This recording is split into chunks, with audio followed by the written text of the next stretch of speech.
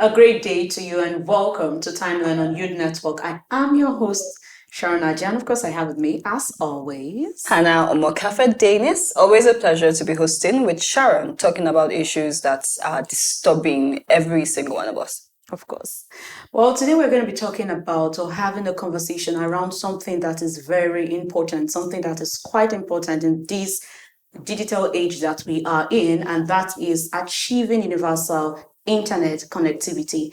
And of course, we have our guests in the studio to help, have this conversation and drive it to where, of course, we're driving it at. We'll be going on a short break, and when we return, the conversation continues in full. Stay with us.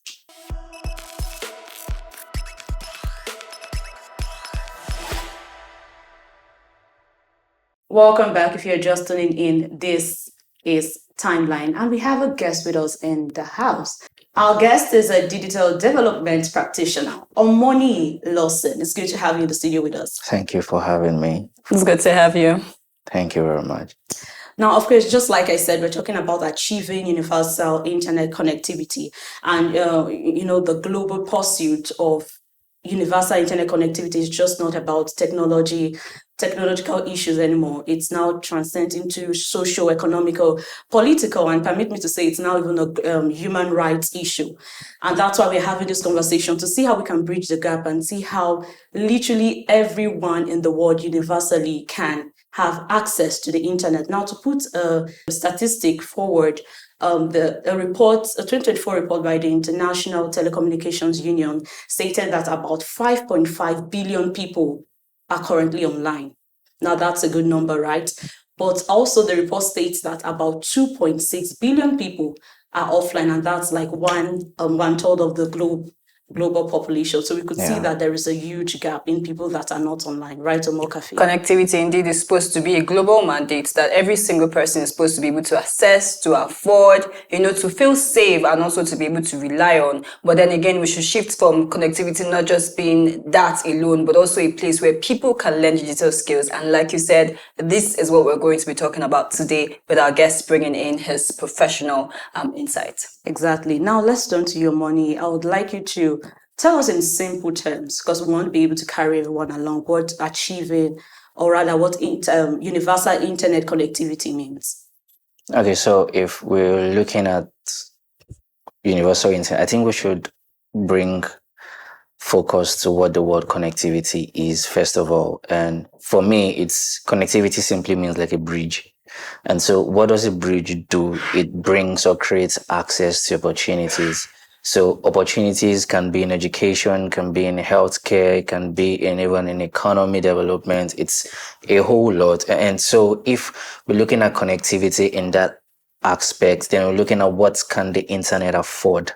And so bridging both together, internet connectivity, the internet has become like a marketplace in that source where everybody can hop in and get whatever they want, basically, down to social media, down to getting needs as basic as food, down to even purchasing power these days. So it's a whole lot of access to opportunity. So if we're looking at universal connectivity in that sense, it's really, there's usually this popular word where they say the world is a global place or a global market. So looking at that, a place like this place, having the opportunity to instantly connect to someone in China, instantly connect to someone in Cambodia without necessarily having to step out or even travel, that's what universal connectivity can afford. And the sad part is that not everybody has, or have rather, the opportunity to get access the way we're getting access currently. Now, this is a program here someone in, let's say, the Americas can watch, but unfortunately someone even in Nigeria that is close to us may not even see this in the next 10 years.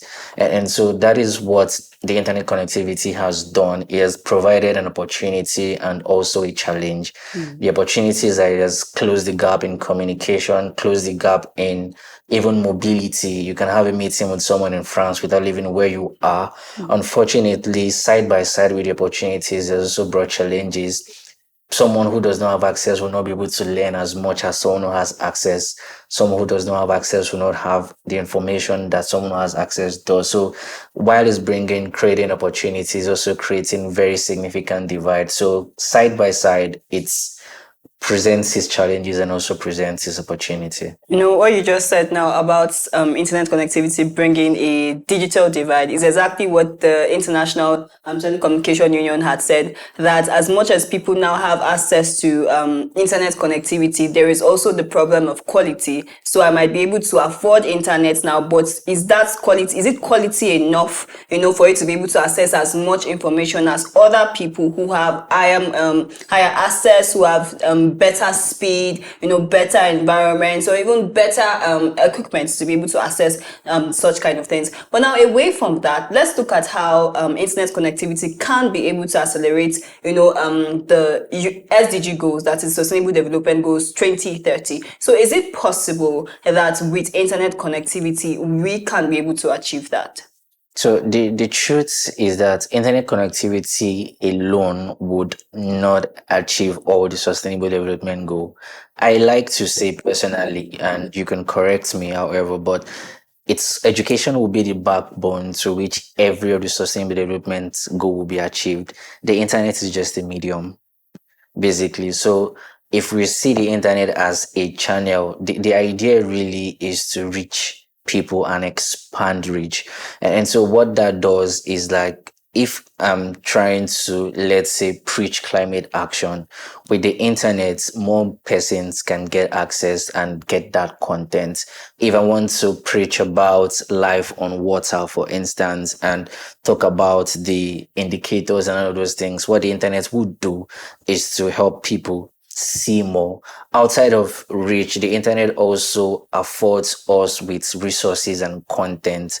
Whatever is placed on the internet, people can get access to educate themselves and also find solutions. Now, one of the things that examples like emerging technologies like artificial intelligence is doing is to be able to help people think and also provide solutions to this. So internet alone in itself, it's just what affords us with connectivity, seamless communication, and access to information. So what we now do with this information, with this access to communication, is what will propel or push forward the achievements or the attainments of sustainable development goals. So internet on its own alone would not help us get there, but what we do with the opportunities that internet provides is what will help us get to the attainments of a sustainable development goal. So interesting. At the beginning of the conversation, I made mention of the fact that 2.6 billion people are currently offline, and that is a fact. Well, we have internet, we have broadband, we have lots of things that already put in place that to help people have access to internet, but we still have these numbers lacking. And now that brings me to this question: what are some factors that hinder some people from being online? I think, let me use Nigeria particularly as a case study. Currently, we have 30,000 kilometers of fiber optics across the nation.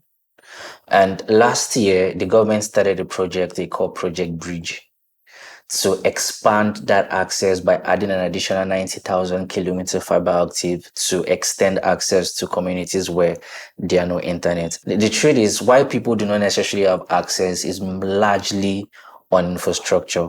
However, personally, I like to define access or break it down into three. That the first is costs. Now, cost in terms of cost of device and cost of data.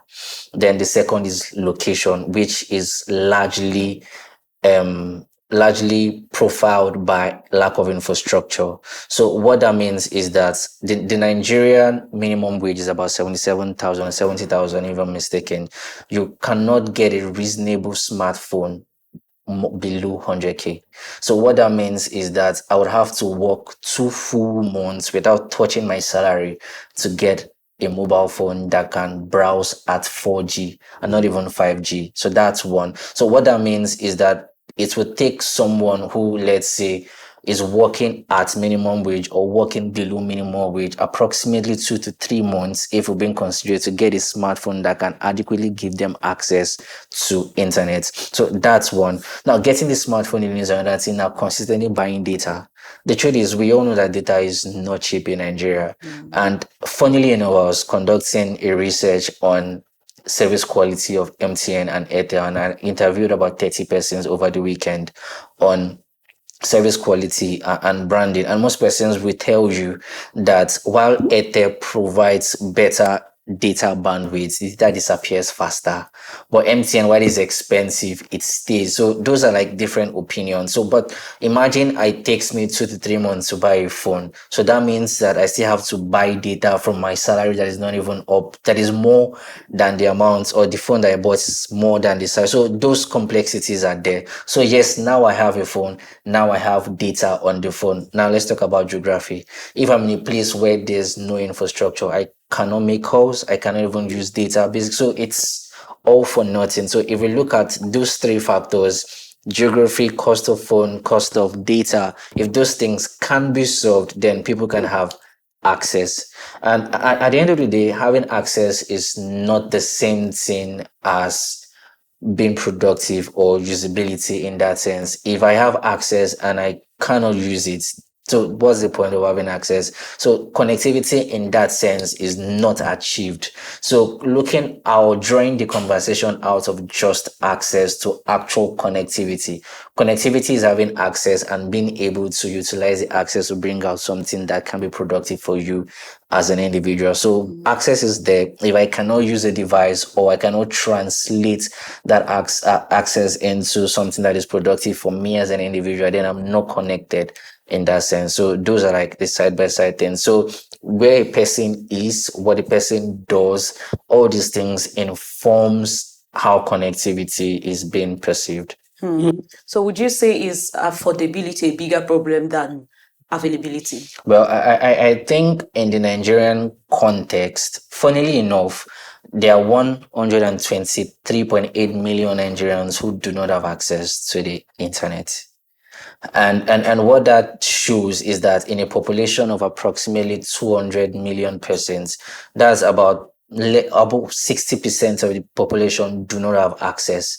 Now, the access now in terms of based on infrastructure. And so it's more of availability now than affordability. But if you now look at it in the places where there are no availability, rather, is an indication also of the economy of those places. Reason being that MTN will not want to invest in places where they'll get low turnout. And so that is why it seems like private communication companies are not making effort to extend access to those places, because it's just the same thing with NEPA. Most persons or power holding company, most persons have prepaid meters. Most persons are billed without those that don't use prepaid. And if you look at the structure, there is always electricity in places where there's presumable that the persons living in those environments are going to make payments. While people that are charged outrightly that don't use prepaid meter, there is low quality of electricity in those places. It's the same thing with telecommunication company. You invest more in places where you get return than in places where you do not get return. And so that is why the federal government is now taking it upon themselves to now extend access by increasing the infrastructure that's already available to those places, so that the communication company can now look at it and then begin to go there, because the investment in infrastructure is high. That's the truth. And so if I'm not going to make considerable profit in these areas, what's the point of starting a business there? So it's those mapping structures. So it's there's no one size fits all in that aspect. And so, because if you're looking at availability still is informed by affordability. So if it's a place where people can afford it, certainly I'm certain that these private companies would make it available for them because they believe they can afford it. But if they believe they cannot afford it, then the availability would struggle to be there. So it's that's metric, yeah. Two ways. All right, it's quite interesting. We'll be going on a short break now. And when we return, Omokafe will take us through social commentary. Stay with us.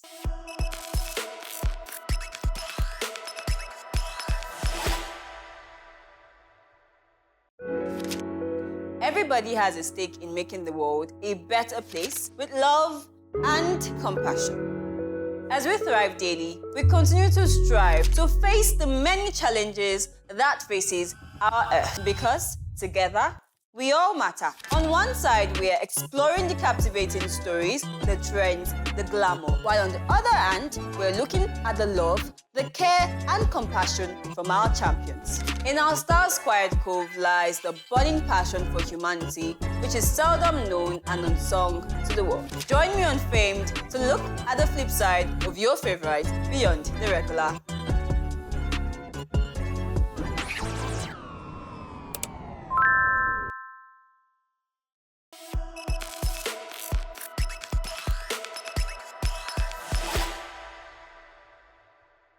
Welcome back. This is Timeline on More Cafe. Over to you. Yes, it has been a really insightful conversation. And one thing I would like to add is the fact that internet connectivity is definitely very important for economic development. And this has been affirmed by UN bodies, including the International Telecommunication Union that we had earlier mentioned, is the fact that if there is internet connectivity in a particular area, then they are definitely very open, to other organizations, other communities, and other worlds coming into them, and also them going to those places, because they are able to see what they are doing and then inculcate it too into their own communities. But of course, let's go take a look at what people have been saying online.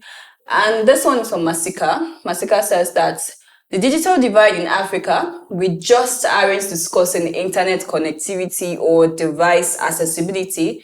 The road to its entirety is little to no investment in infrastructure, data, and skills to keep up. We are merely consumers of big tech. Which leads me to the question: is it possible that with digital literacy we can have a bigger, platform for internet connectivity?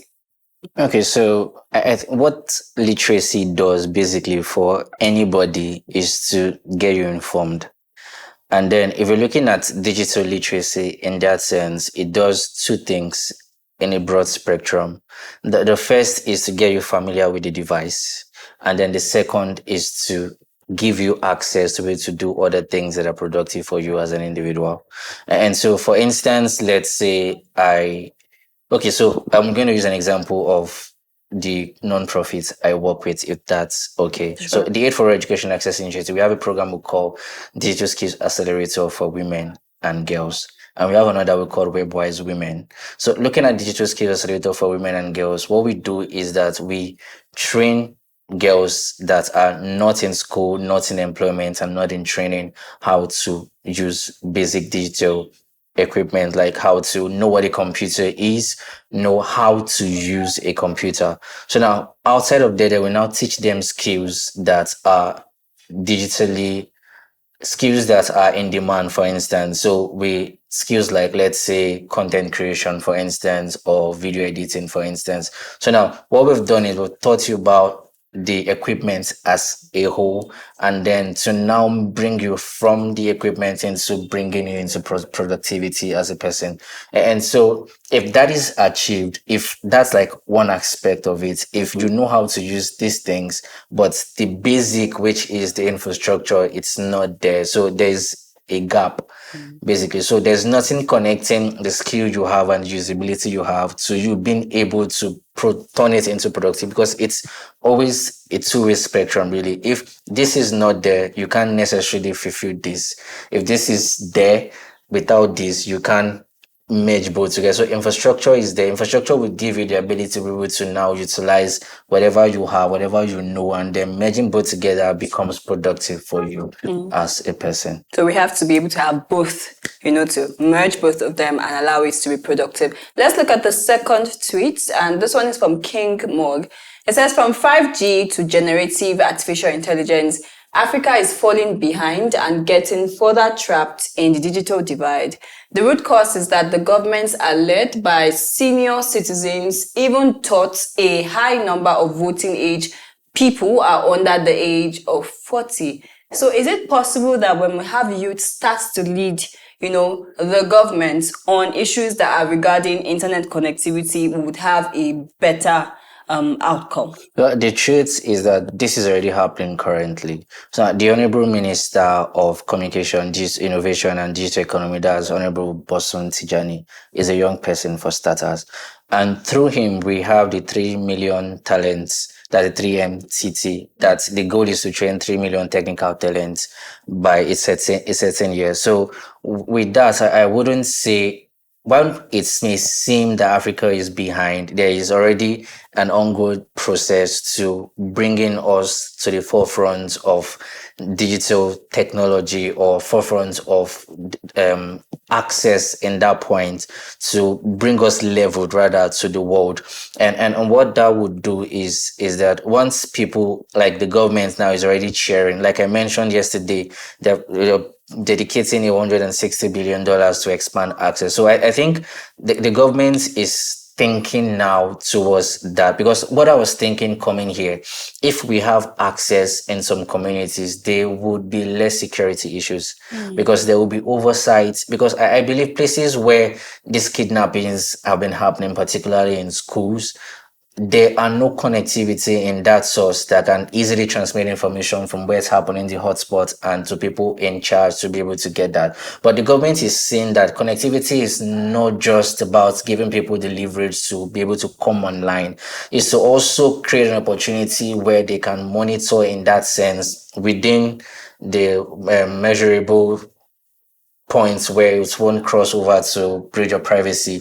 So be able to know that, okay, once there's connectivity, there's improved security. Once there's connectivity, there's improved safety. Once there's connectivity, there's now access to education, there's access to contribution to digital economy. So the government is already on the right side of place. And we have young people already in governments who are pushing that. And so whether you like it or not, both of you are also invested in also getting issues out and using digital medium. So everybody hand in glove contributing your own quota and pushing out. So I think the government is already in the right spectrum in that place. It's just that we should just keep putting into action and we'll see results over time. Interesting. We are all involved. Exactly. Yeah. This has been such an amazing conversation, but we are wrapping up right now. During the COVID-19 season, we saw that the online platform had lots of engagement, Skyrocketed. weddings, activities, because of course we're restricted and all of that. And we see that now in this digital age that we have, lots of freelancers now do their things online. You see Upwork it's being used as an avenue to get works online and make money online. Now tell us, how can having access to the internet help to improve education and work opportunities? Okay, so I think the issue we've been having, particularly in Nigeria, is talent export. I can say for a fact that we have very, very sound engineers, like sound engineers in Nigeria, engineers that are digitally inclined, engineers that develop tools that afford all of these opportunities. But I feel because of the export culture, we've focused mainly on crude oil, that it has blindsided us from looking at the other possibilities that we can export. And when I look at that, we have a population of about 200 plus million persons. And from that population, we have a 60% population that are under 40. And so what it does is that we have a strategic advantage which the federal government has also seen, like I said, the 3MTT, 3 million technical talents. The idea is that to train them and then get them export ready skill-wise to be able to compete globally with the global tech market, basically. And so that's why I think the government is already investing in training, investing in education to bridge that skill from software development to cybersecurity to UX design. And what the government is also doing for example, Nigerian entity, it has like an additional attachment called like a Lullaby AI. What that does is like, it's a job market where trained professionals from the 3MTT program are given the opportunity to get access to job opportunities within and outside the country. And so they're merging those two programs together to export talents. If we can have like a talent export policy and all of those things. I think it would help our country stand strong. Right now, a lot of non-profits, even the government, like I've mentioned, and schools are already preparing our talents. I think for any young person, what you can do is align, join the program that exists in either from non-profit or the government, learn as much as you can. There's something that really stands out for me. Whatever you do it in such a way that someone want to watch you do it the next time. And so if you get so much competence, devoid of the image of the country as it stands now, your competency will speak louder than what the image of the country is. So I think the government is in the right direction. People just need to align, basically. But to wrap up, is there a problem when there are so many people online? Is there a risk to it? Well, funnily enough, in March, I did a research on technology-led greenhouse gas emissions. Okay.